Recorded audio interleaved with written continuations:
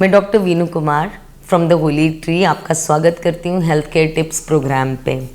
आज हम बात करते हैं कि लो इम्यूनिटी किन में होती है। तो जैसे मैंने आपको पहले बताया कि लो इम्यूनिटी का मतलब है कि आप बहुत गुड होस्ट हैं। दैट मीन्स कि वायरस बैक्टीरियाज अट्रैक्ट होंगे आपकी बॉडी की तरफ।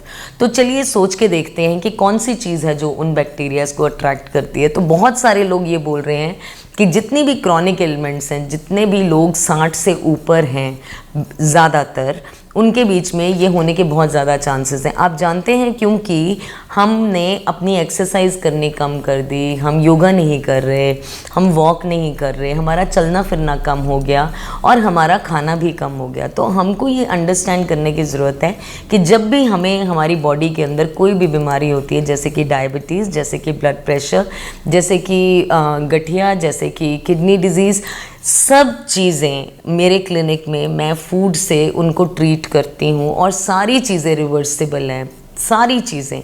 सो हमको ये देखना है कि हमने उनको रिवर्स करने के लिए कोई मेहनत की या कि आराम से एक गोली उठाई और मुंह में डाल ली। तो अब जो कारण थे वो हमने ख़त्म नहीं किए, हमने सिर्फ रीडिंग्स को बदल लिया। तो हमें लगता है कि ब्लड प्रेशर ठीक आ रहा है, लेकिन अंदर हार्ट पे जो असर हो रहा है वो लगातार होता जाता है।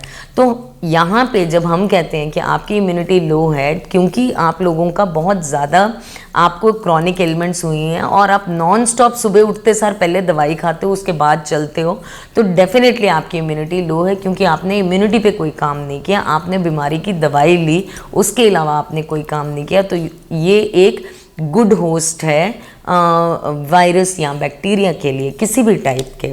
सेकंड आ जाता है स्ट्रेस। तो मैं हमेशा मानती हूँ कि जब हम बहुत ज़्यादा स्ट्रेस होते हैं, जैसे आपने अगर मेरे पुराने भी सुने होंगे, तो मैं डिप्रेशन का इलाज भी करती हूँ, लेकिन मैं फूड से ही करती हूँ।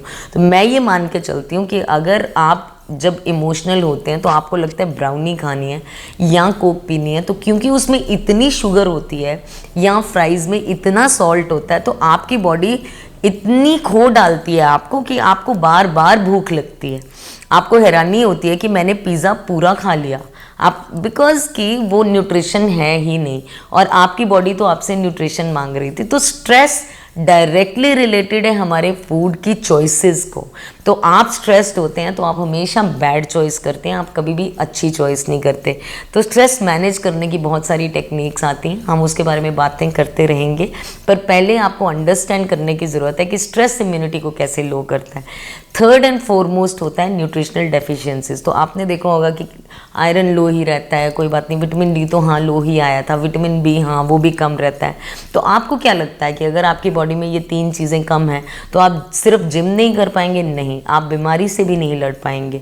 तो बहुत इंपॉर्टेंट है कि इन सब चीज़ों की तरफ ध्यान दिया जाए, टाइम टू टाइम इनके सप्लीमेंट्स लिए जाएँ, चाहे वो मेंसेस का टाइम चल रहा हो, चाहे प्रेगनेंसी का चल रहा हो, मीनोपॉज का चल रहा हो, किसी बीमारी का चल रहा हो, आपको उसके ऊपर काम करने की ज़रूरत है। इसके बारे में कोई क्वेरी हो तो आप मुझे पूछ सकते हैं in the comment section below. धन्यवाद।